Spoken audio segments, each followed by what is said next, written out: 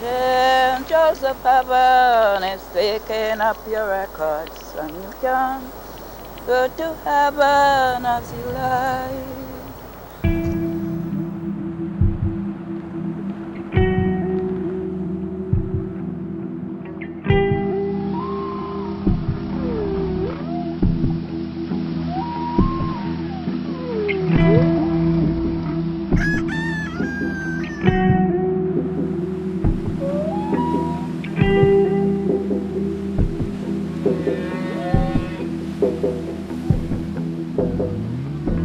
My name is Eustace. I born in Paget Farm, Bequia.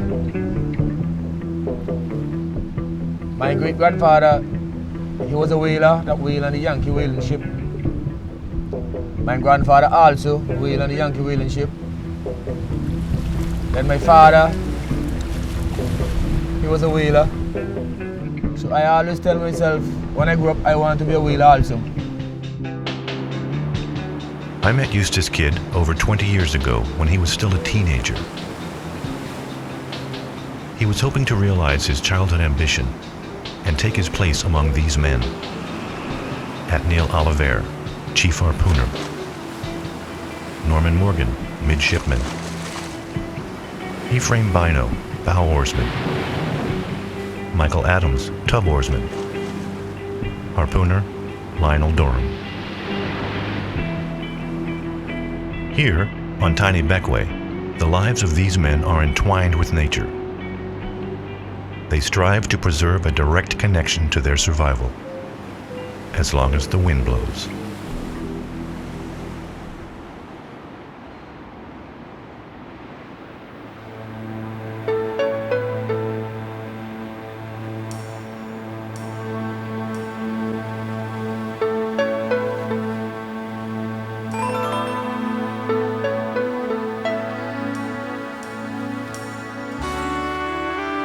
By the mid-1800s, Bequia, like most Caribbean islands, was producing sugarcane to meet an insatiable demand in Europe. The Aboriginal people had been supplanted by European colonists and African slaves. When the sugar beet was introduced across the Atlantic, Bequia's economy collapsed. Investors departed, leaving the disparate transplants to fend for themselves.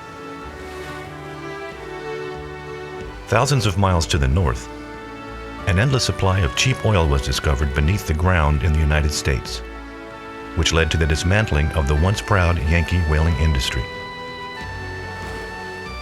In Bequia, the combined effect of these economic events was transforming. Bequians turned to the sea and embraced whaling. Many of them do so to this day.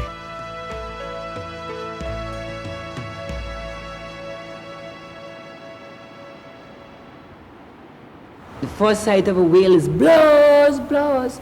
Everybody shouting all over the hill, blows. And everybody get excited. It's like a picnic. It's like something nice. Blows? You want me to bust my lungs? Blows! My husband was a man who always gets very, very excited over the whale. I think more than anybody else. He and another lady who used to be a neighbor, she's dead now. Oh, she would let her husband food burn. Too much excitement. Well, that's what whaling call for around here. Excitement. She would let her husband food burn. She gets in the road and climb up the hill. She and Luther is my husband. And they would climb up the hill and all you can hear is noise from those two people. They're screaming, blows. Then faster when they see it fast.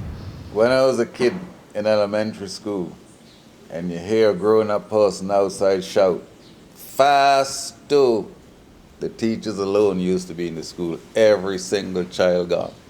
From ABC right up to Standard 6. Gone. It's such a great excitement and a holiday and rejoicing day for the people in Bequia. You understand? Joy. The death of a whale is the only death people rejoice at.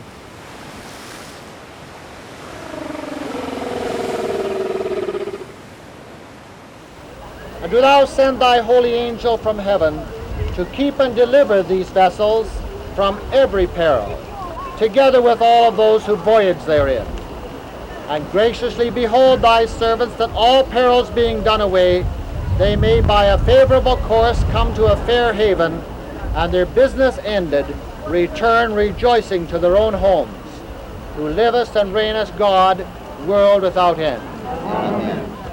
We have an God that keeps us so, steadfast and true when the billows roll, fastened to the rock which cannot move, grounded fallen deep in the Savior's love. In the name of the Father, the Son, and the Holy Spirit. O God, by whose word all things are sanctified, pour thy blessing upon these harpoons, and grant that whoever shall use them with thanksgiving may, by the invocation of thy holy name, receive from thee who art his maker, health of body and protection of soul.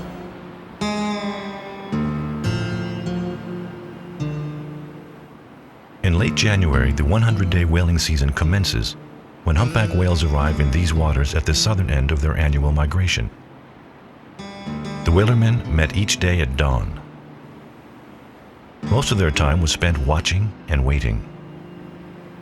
The men knew that the winds and the tides must be just right to catch a 40-ton whale from their 27-foot sailboat.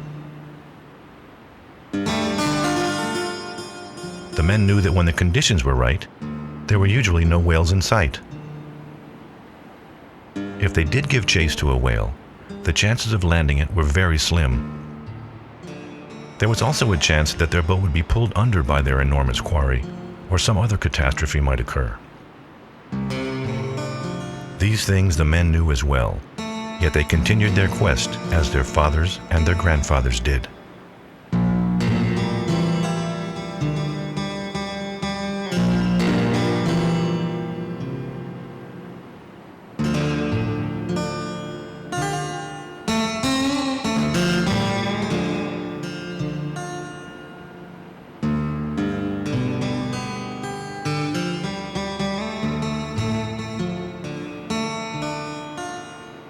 I think that this is the kind of thing we've got here, that you've got a group of people who are trying to maintain a tradition, trying to show that something out of their past has worth. When we came here, which is 18 years ago now, whaling was a kind of a mystical phenomenon.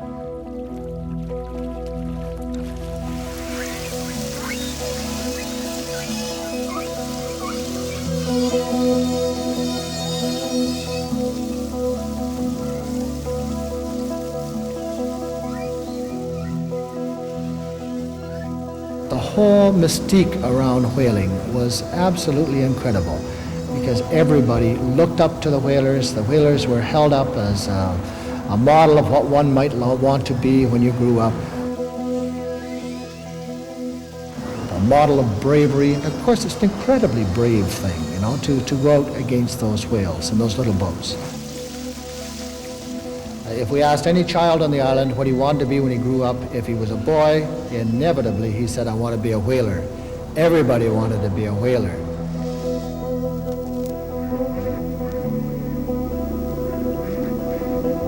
Bequia whaleboats are stout replicas of the double-ender beetle boats used in the days of Ishmael, Queequeg, and Ahab. Hand-hewn on these beaches, their hulls wrapped around white cedar ribs, curved perfectly by the trade winds.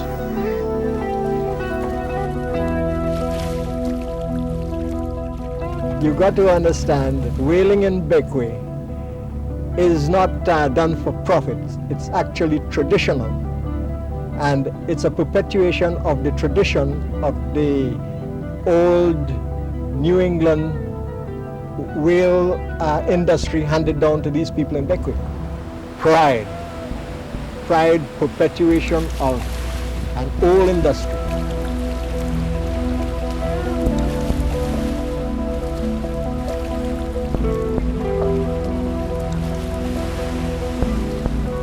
The culture of whaling has been borrowed from the Yankees. In 1876, when William T. Wallace went over to New Bedford and he learned whaling, he brought it back here and he taught it to the people of Bequia. And it has evolved over the years, and now it is uniquely Bequian. Smallish, put them in.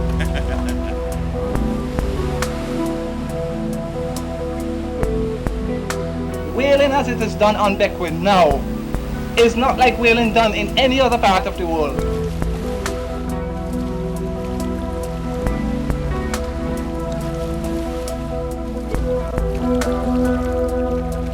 One to the other. It's handed down. By Old Bill. Old Bill was my grandfather. William Thomas Wallace was his name. But being a sailor, they called him Old Bill. He bought 2 second-hand boats from the Yankee whalers, which is the Nancy Dawson and the Iron Duke.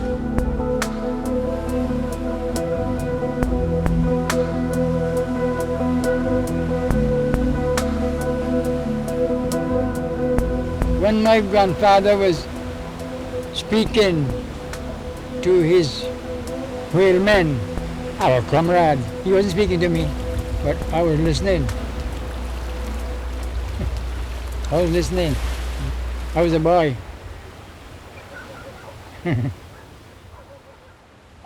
My Bonnie.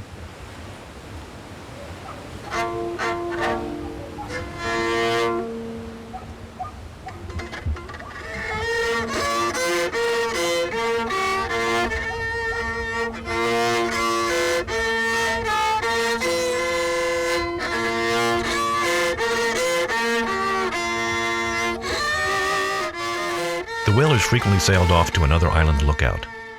They looked to Bequia hoping someone would flash the glass, signal a whale sighting by shining a mirror from a hillside.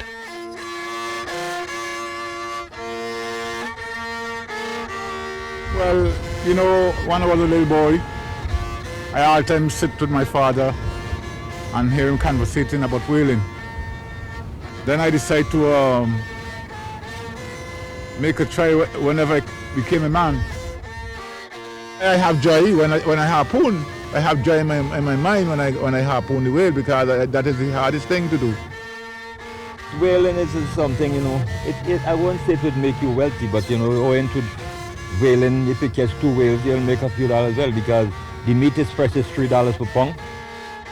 But everybody gets a piece of whale, because you know, everybody shares something with everybody. But we know it's not every day you go, you will get a whale. So we'll be patient until God sends something, we get something. So it ain't surprising to me that if we ain't catch none this year. All in the hands of God. We all have to depend on God, pray plenty. As they sailed, they dragged a fishing line, and, if luck was with them at all, caught their lunch. A favorite lookout was the nearby island of Mustique, where millionaires and celebrities such as David Bowie and Mick Jagger have vacation homes, and where lifestyles are so completely different from the lifestyles of the whalers themselves. Very nicely done, sir. That's good. Right.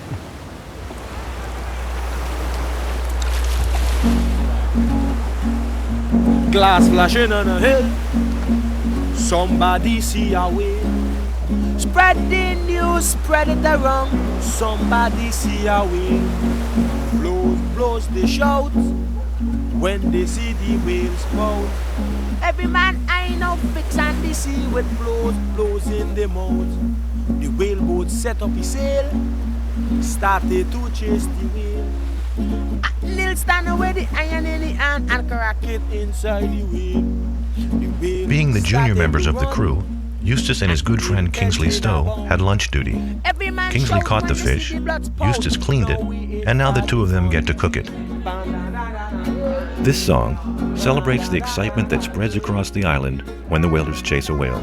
It's being sung by Eustace, accompanied by his brother, Stanley Kidd. The boat started to go, everyone is aglow. Dog whale and farine, boil meat and blabber to eat with boiled potato. Spread the spread it around. Somebody see a whale.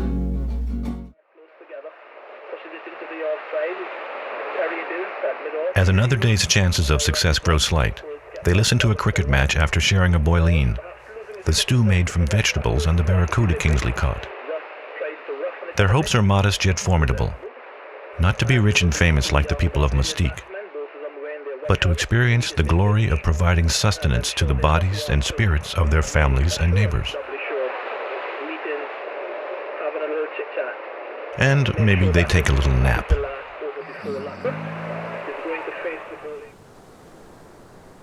And I have a song that I wrote on my island, Bequia, sweet Bequia. Bequia is a lovely island down in the Caribbean. If not whaling, Eustace would spend his time whittling walking sticks from Brazil wood, all the while keeping his eye on the sea.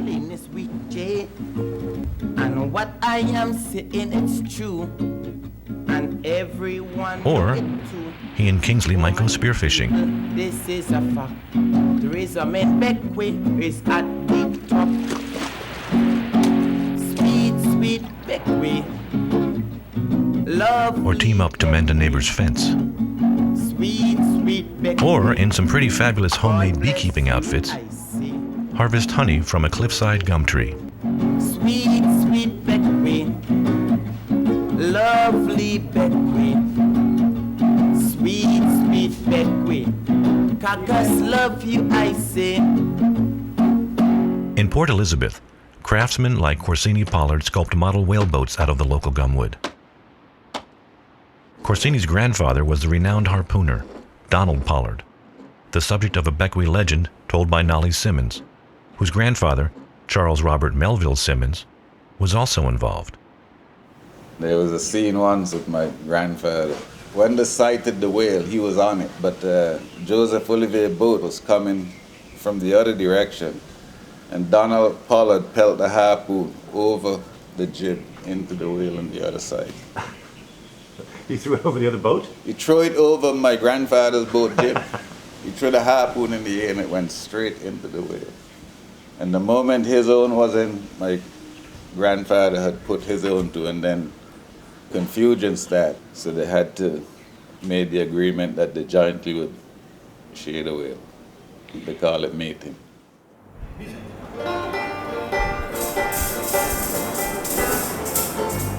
Influences of whaling can be found all over the island.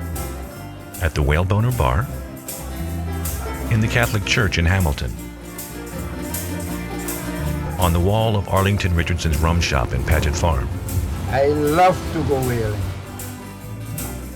and in the unusual community of Moonhole on the island's southwestern tip.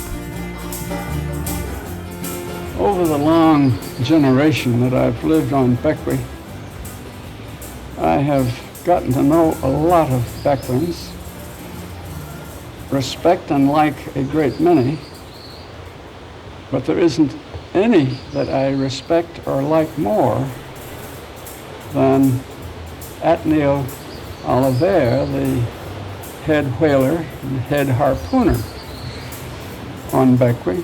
Well, when I harpoon a whale, for me to harpoon a whale, I turn like a lion. I don't want nobody to talk to me. I mean that is a fight, the whale can kill me anytime, so I don't study whether I have to die or not. I mean I must kill the whale. He is a wild dog puppet behind a whale.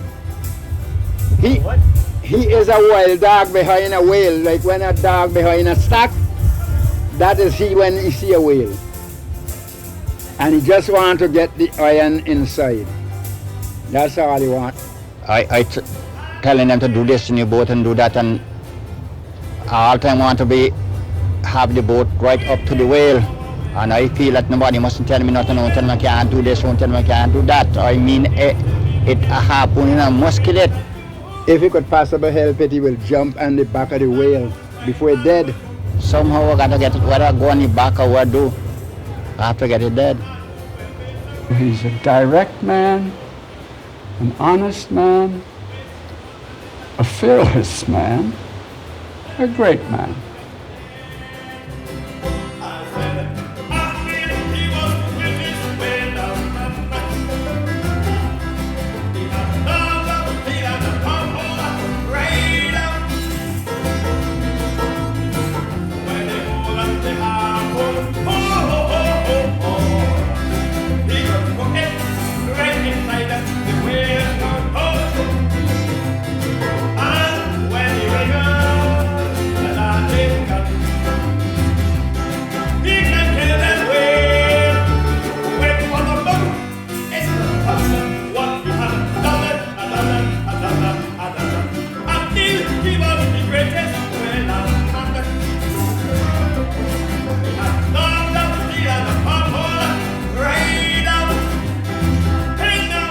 This portrait of Atniel on a humpback shoulder blade was created by painter, sculptor, and scrimshaw artist Sam McDowell.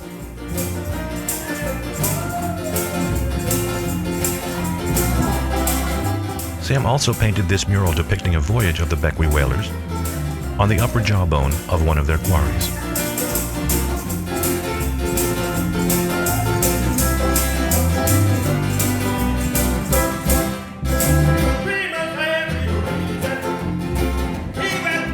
In the 20 years that I've been here, I've gone out with the whalers a number of times. Found the whole thing very exciting, very primitive, very frightening.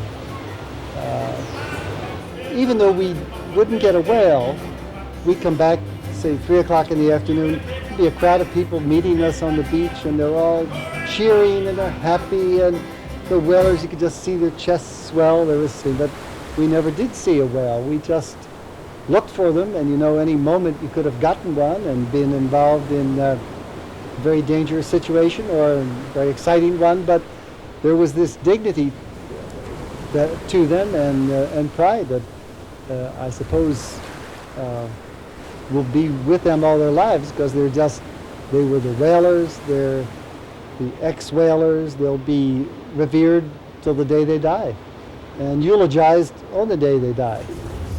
Lord, graciously hear us. Lord our Father, we bring before you today the whalemen who have been toiling so hard for a catch. God, we ask you to be with them, to strengthen them, that they may have a catch. Father, you know all their needs. They are struggling.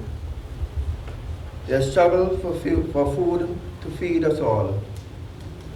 Bless all of us and help us to support them, and grant us a favorable catch this year, so that your people may once more eat of the harvest of the charity of our brother whalers.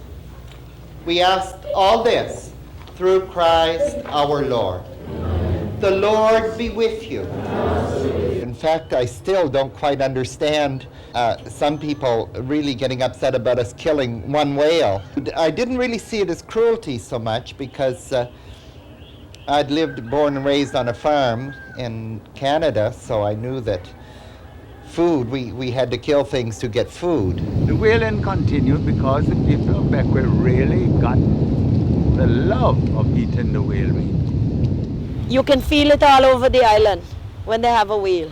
It's a different look on everybody's face, Everybody is always smiling because they know that they're going to have something special, a taste of the whale. For the meat, every scrap of it was eaten.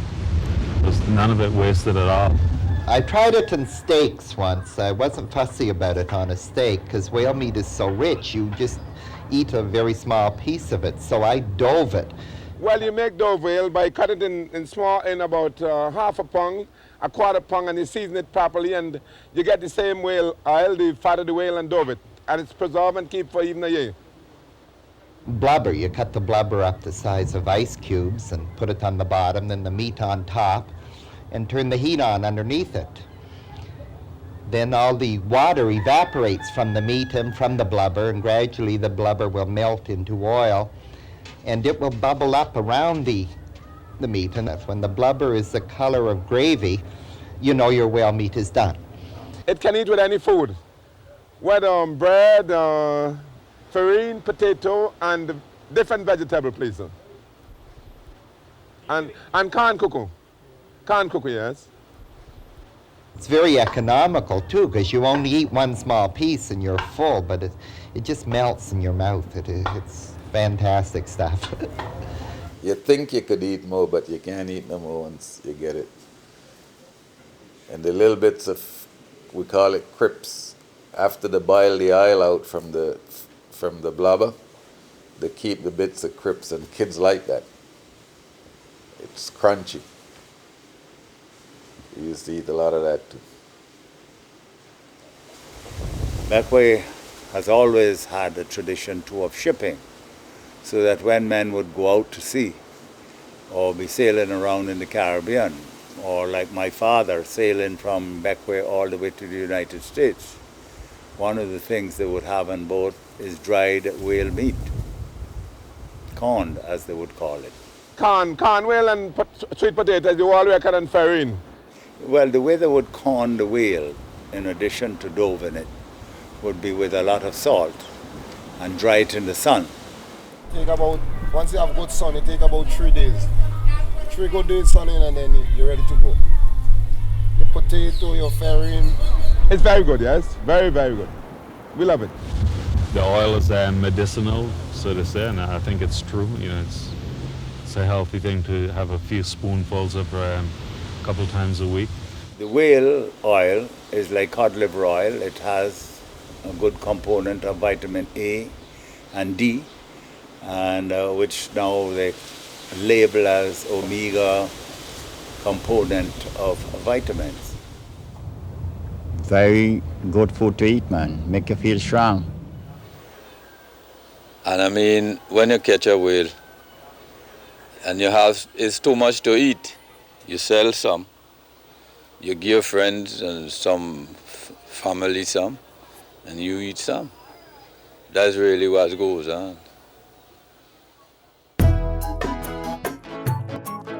The most popular side dish with whale is a starchy substance called farine.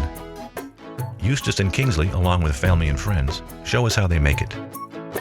I got to find a way to make a living, and I know the system is gonna give in now. Gotta set up for my family, a piece of bread and a cup of tea. I got to get ahead cause the life is moving fast. Gotta come up front, don't wanna be last. My mama and my papa, they've been through that before. I see what you've been doing, I'm gonna take it no more. And at the plantation we work so hard, pumping every day to make our bread roll hard. Rain, fog, sunshine, we on the J.O.B. Moonshine, wind blow, no play for me. I got to find a way to make a living, and I know the system is gonna give in now. Gotta set up for my family, a piece of bread and a cup of tea. I'm down to my nose in a river, I'm not going under no way. And every day we got to survive, no matter what the people them say. This is my story, and I'm sticking to the script.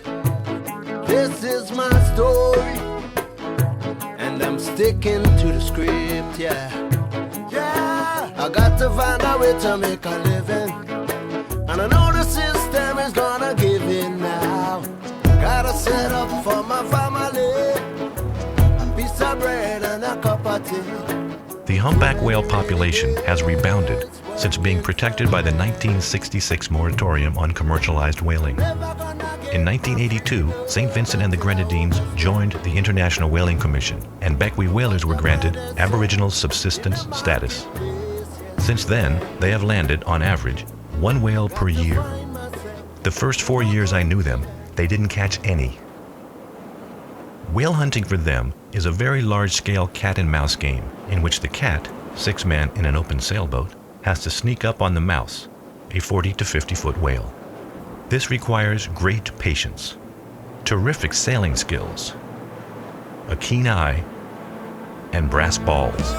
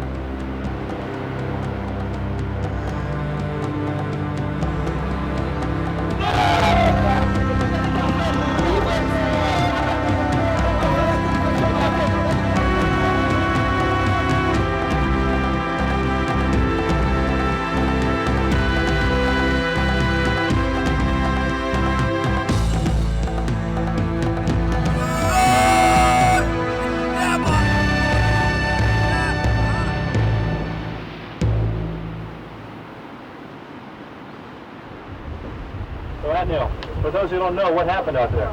Huh? What happened? Well, at the same time we see the whale come, so I suppose some keep off and say, go boat, we go to drive. And at the same time, we come in for a drive. Pressure of the wind was too heavy, so the spar get broken and go over the head, over the bow, you know, down in the sea. So we had to stop right there, and couldn't go on forward on the whale. When the whalers met in Atneal's yard to replace the broken spar, I asked Captain Stephen Compton if the men were frightened when the mast cracked. No, we hadn't got no scared about that. We are accustomed of the high seas. Rough and calm, we there for anything. It's one thing we don't afraid of the sea. We knows that. Pretty good. Did anybody on the boat get scared? No, I don't think so. I don't think so. So we were accustomed in those things to come like a joke. Come like a joke to us. Like their gaff-rigged whaleboats, the implements the whalers used were designed well over a century ago. Yes, this is the harpoon, and it goes any whale this way as it is. And when it goes any whale, the whale start after run the boat, take the weight of the boat, it breaking this wooden pin here, and the harpoon come this way. That's to prevent it from coming back out of the whale. But this harpoon is not killing the whale, it's just holding the whale that you can get to either lance it or kill it. This one now is what you call the hand lance. And this here now is razor sharp. You see how it make up? From sharp here come down to the ragger end. And now you take this lance and after you have your whale hold with this harpoon, you wait until when the whale come into spout. Before you shove the spout in here, you have to go with a where you call a pitch pole, and this come down over the whale back. This is what you call a darting gun, and this is the trigger of the gun. I want you to take it this way, and you meet the whale, wait a good chance that when the whale come and he come into spout, you go over the shoulder this way. If it pitch to go and the tail in here, you go down and eat this way. Over 8 years, never use them. I use the hand lance. Why is that? Well, I feel that I could have killed the whale out the bomb. When you use one of these, each one is $100 US. So it's expensive. But when I use the lance, it's just my energy that's going. Keep firing them and the lance, throwing the lance until I kill the whale. So just do that as to save the bombs. In the United States, all guns that we have, harpoons, everything, is from the States. You know, they're fishermen and whalers, and basically we live from the sea. But now it's changing. Tourism has stepped in. What is causing the change is more lucrative employment in other fields. There's not much money in whaling. There's a lot of glory, but not much money. It represents an old way of life that contrasts so strongly with the cruise ships and the bringing people drinks on a platter and sandwiches as a way of life for the local people. That's just like it would be on any other island. It just seems so special to be doing something that nobody else in the world is doing. The whaling is something of the past, and modernization is coming in, and we're quickly getting a materialistic view, wanting to acquire things. Electricity was coming on stream, and people had refrigerators, and they didn't have to dry whale, in preparation for food and everything like that. So things were really changing. We're getting civilized. Those beautiful times, I think, when people spoke much more to one another and were much closer to one another, I think they are gone. There's too much easy money in Bequia these days. I feel sad when you have to just be proud of your past and not so proud of your present. We just have to keep in stride with the rest, almost the rest of the world, and grow up as it is. Well, this is an urban mistake, you know. Ooh, yeah. So Bequia grew up. She built a lovely new airport, new roads,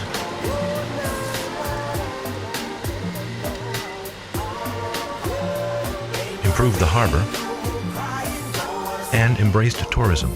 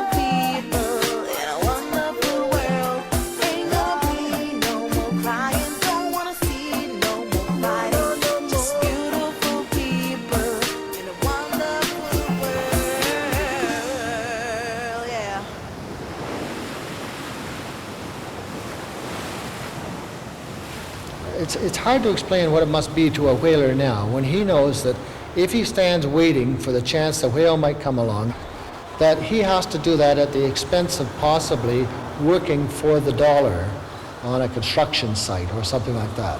And so it has become a different scene. Money now got the whole thing upside down. The wall used to stretch, and as soon as they let them go, it go back together. But this one now breaking. The people now can't live in a unity at all. In my father's day, he was a whaler man too, and my grandfather. So almost every home had a whaler man because the population wasn't plenty. But now the population grow, the money grow. So everything seems to be good now, but what I notice now, as the thing come better, the whale, probably the whale get the sense to not coming around like before. Well, now the money is plenty more, but we can't get to the whale now as we should. Just a few years ago, the whale and them was more tame, but now we look as if they get more wild, more sensible as the people.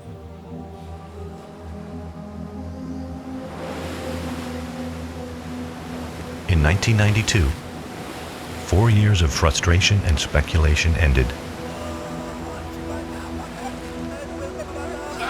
She's coming again.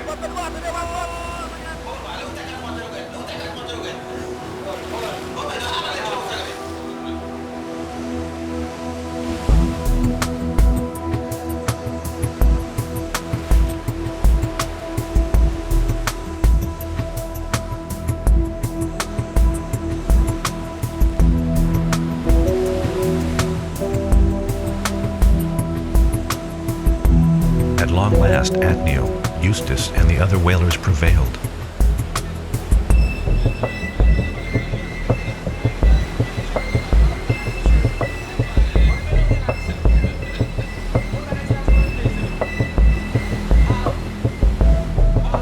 A magnificent creature lost its life as Bequia's unique history lived on.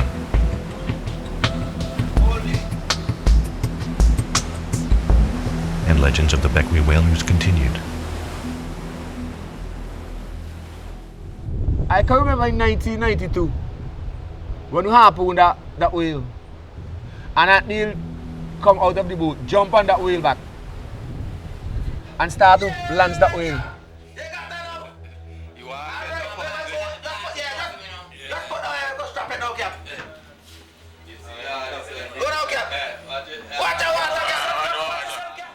Then a big wave come and he knocked at me off of the whale back. So I was like, because you're young, you're brave. At that time I was really young and brave. So I just jump in the water and swim and just hold at Neil and assist him. And from that day on, I get more braver and more braver. I think even though one day I might be a chief harpooner, I think the inspiration that I get is from Neil. Whoa, watch a rocky way. Let not your heart be troubled. Watch a rocky road. In these times. Whoa, nah. Just set the liberty. So when you're striving to be stronger when you're rising. To reach your destiny when you're trying to hold on. The job in your guide in a disarray position. And if we try, we will show. I mean to continue it once God give me health and strength. When I can't make it, well then I give up. But I'm not giving up until when Lord take my strength.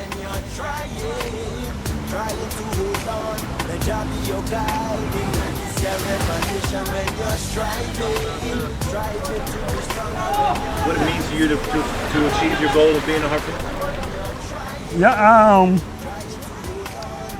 I always like to be a harpooner because I feel great.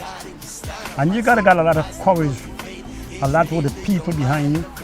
And then you feel great when you go up there and do something for the guys because the guy put the confidence in you. And when I go up and I harpoon one and kill it, I feel great. That I don't even can tell you what happened, but everybody is shouting for you. So it had to be a good thing to do, to harpoon a whale. Of course, not everyone agrees with Kingsley. While his family and neighbors still turn out in droves to take part in the flensing, there is significant consternation, locally and internationally, about the continuance of Bequia whaling. In recent years, some of the old ways have been abandoned. Flashing the glass has been replaced by cell phones, and trips to island lookouts are no more. Amidst growing pressure, the current generation of whalers has been encouraged by the International Whaling Commission to reduce the time between the harpooning of the whale and the time the animal dies. The whalers have complied, adopting non-traditional methods in the process. Whenever we struck a whale, we use speedboats to assist us in the capture of the whale, really. And we used to depend solely on the whaleboat. And that used to take him a lot of hours, sometimes almost the whole day just to kill the whale. But we do the killing maybe 10-15 minutes. We might kill one or two for the year. Sometimes we don't catch any. So we're not just killing things because we see it. We're just killing something to get food, to feed the people. And I hope that people will understand that. Well, actually, my dad is more he's the leader right about now than Kingsley. What's it like working for your dad? Real good. I just love it. Since I was a small boy growing up, I don't work with no one else, just to my dad alone. The best body to work with is the father, So, we know we cannot stop our heritage, our culture, because we are not going to lobby with no other country for our culture. Because we cannot go in no other part of the world to tell them to change your culture. No, we dare not. Art Neil is dead now, and I kind of just taken up the slack for a while. I don't think I'll hang around with it for whaling for the next maybe 5-6 years. It might all be finished by that time, but it's like a traditional thing, and we're just trying to, to keep people a little happy for a while. For now, it's okay, I can't say when, but I don't think it will be too long.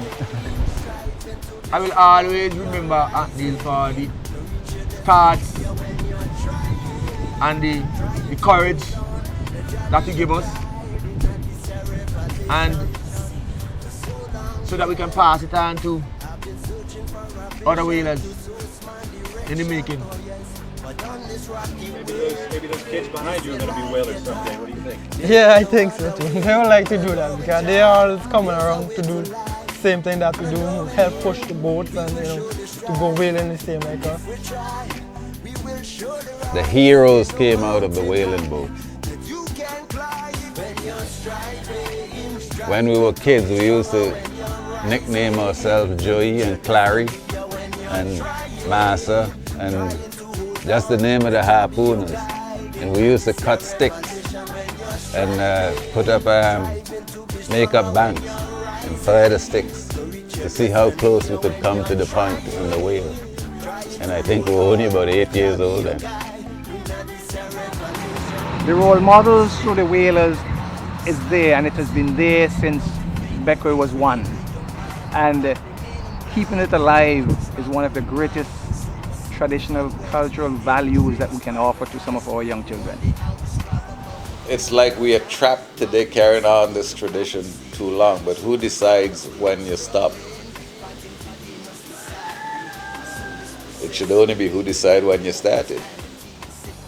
Tom, whaling has been a part of the life of this community for as long as I've been around, and many generations before me. And it still adds that zip to life here that we look forward to. And that's simply it.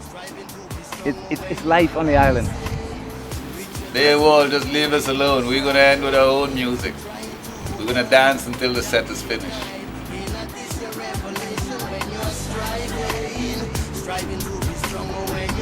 When we do catch a whale, it is used up by the entire population. No part of the whale is wasted. The amount of money earned by the whalers is not very significant. It can carry them for a couple of months, but they still have to do their ordinary fishing to survive for the balance of the year, to provide sustenance for their families. These are not people who drive around in luxury cars. They are not people with any expensive lifestyle.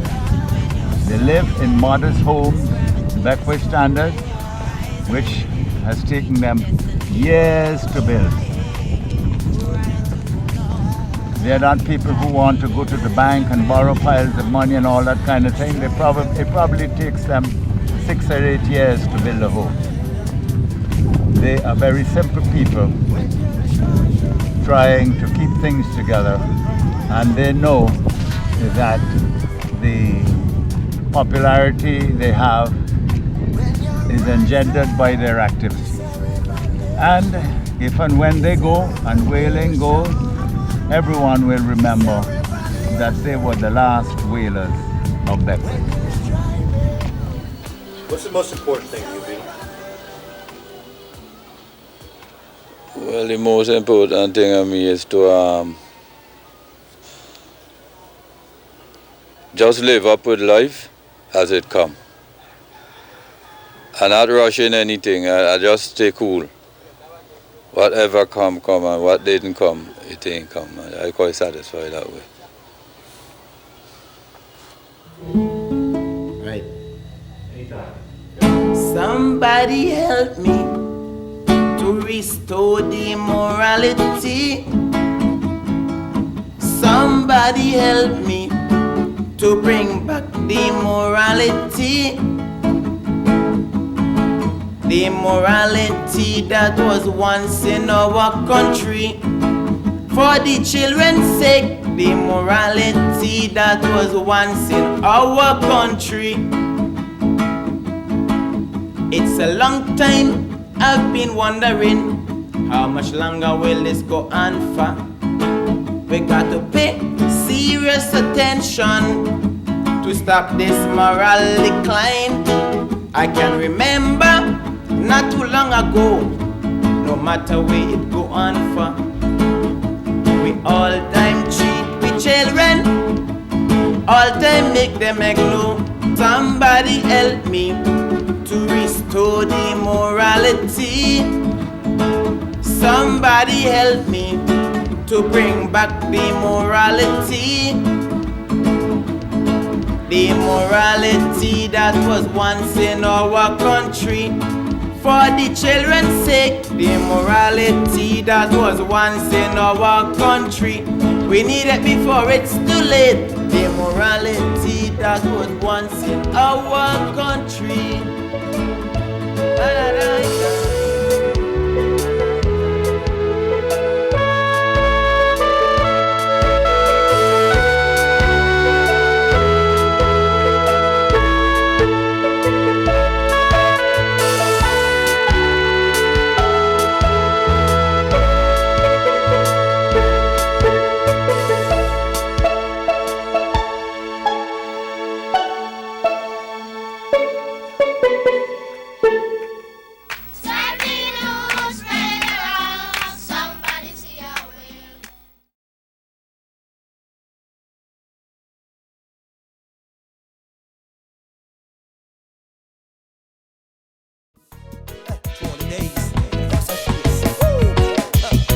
They're just looking for some